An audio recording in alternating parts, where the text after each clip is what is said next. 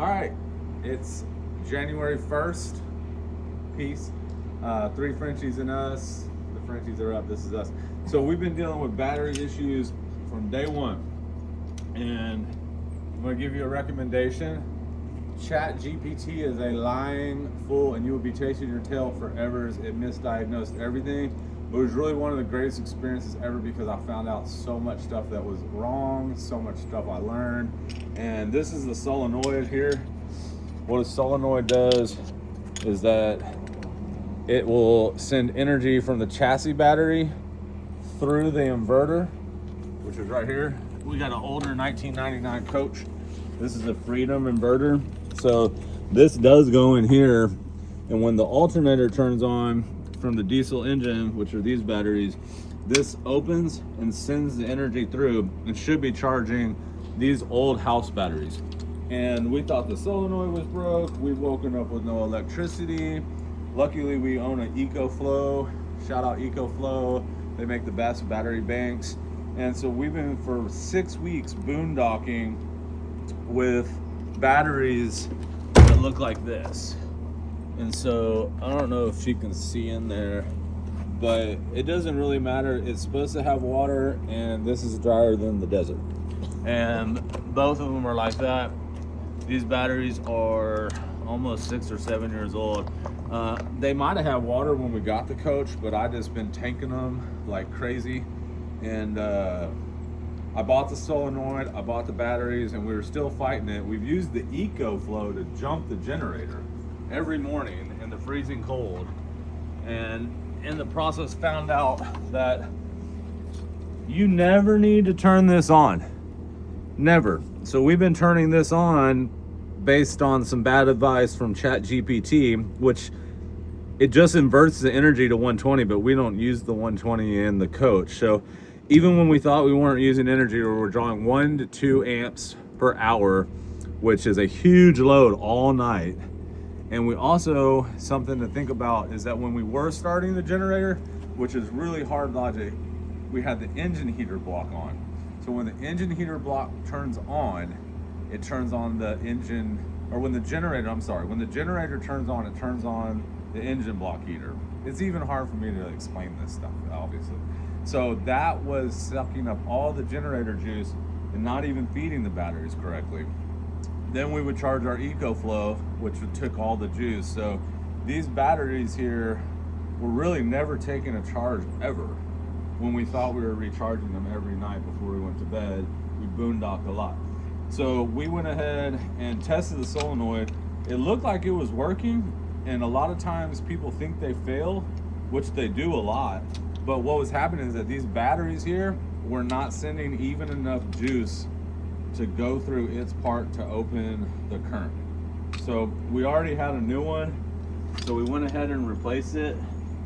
It's really hard to see back there. If you do this job, you need to wear gloves and really know what you're doing, because there's a lot of hot things. We arced it once. It can be dangerous, and if you can see these wires are so hard to move. I mean, my hands are sore from it. Freedom inverter, keep it off. You don't ever need it. We just installed these 2 new batteries. They're 2 6 volts paired to a 12 volt system. These are the chassis batteries that starts the motor. If you're not familiar with how these coaches work, this is a 1999 Freedom Discovery on a Freightliner chassis. So these batteries, and people have been like, oh, have you thought about putting water back in them? And my other friend recommended that we just put sawdust in them. If you do this, they turn into lithium. So this is like a secret tip. If you want lithium batteries, you save your money, you fry your old ones, you just kill your old ones, and then you put sawdust in them, and then you reinstall, and now you have a full lithium setup. My wife is looking at me like you're crazy, because I am. That's all bullshit. These batteries are trash. I'm gonna take them back for their the core price. I guess they're gonna give me 20 bucks. So that's what we did. 8 weeks of diagnosing all these problems and it was a waterless dead battery from the get-go. And I've had the batteries the whole time. I should have just replaced them from the get-go. But the good thing is about learning your own RV is that every time something breaks, it gives you a huge opportunity to learn your coach. You can buy a fancy brand new one and have diesel mechanics work on it and charge you $2,000 to do the diagnosis, or you can be an RV giant with a badass wife and fix it yourself after you break it 100 times. And actually, we actually called a friend over who's a diesel mechanic that helped us do most of this stuff here. I'm just showing you the video. My knuckles don't really hurt, but my friend's Robbie's do, because he redid all this. And the reason why is because this can be dangerous. So I wasn't 100% confident.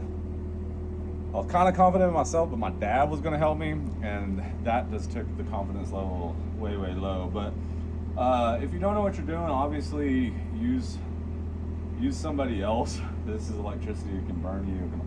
These things are so powerful, it can arc a wrench to your frame. It's insanely bad. Take all your jewelry off for safety. Even a ring can actually cut your finger off. It's happened before. That's not just a myth. But yeah, 8 weeks of trying to troubleshoot and diagnose something. It ended up just being bad batteries.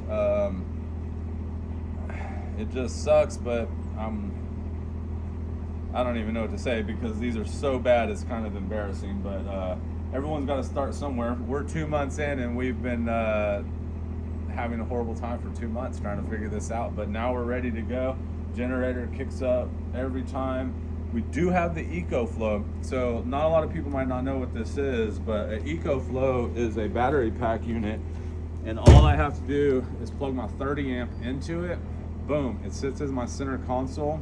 You plug it into it, and then immediately it starts feeding the house batteries and will jump my generator at any time. So if I do let the batteries die, I can always use this as a backup, which was what we were doing the whole time because these batteries, as you can see, are just total trash. And I actually take it back. There is a little bit of water in there, believe it or not. Ew, and it's bubbling. So let me show you the EcoFlow real quick, just so you can see what I'm talking about. I recommend everyone buying some sort of battery pack.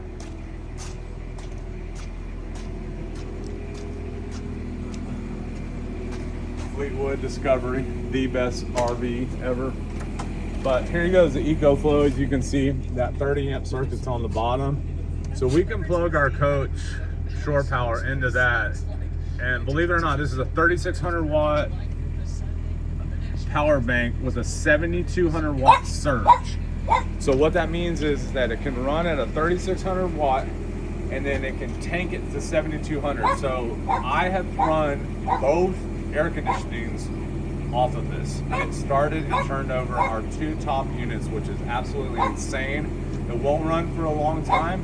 It was only showing that it would have about an hour and a half of juice, which won't really cool down anything, but it does have enough power, and that 7200 watt surge is amazing. We are boondoggers. We're not concrete RV park people, so we boondock as much as we can, and we actually use the EcoFlow to run everything we do at night. So TV, all of that stuff, radio, lights, pretty much everything we're doing is running off this EcoFlow in the evening. Start the generator, charge it up. It takes about an hour, and then we're back on the road and ready, power it all through the night. So that's been our experience with these lights. I'll send some more videos because I done broke every other thing on this RV. So I'm here to tell you exactly what not to do. And then I'm going to tell you exactly what the real people come over and do to fix the problem after you've broken everything else. So we'll see you later. Sean's going to run in here real quick and show you the Frenchies because we all know that's why you're really here. What are you doing up there? Where are you, Bubba? Say hi, Bubba. Come here.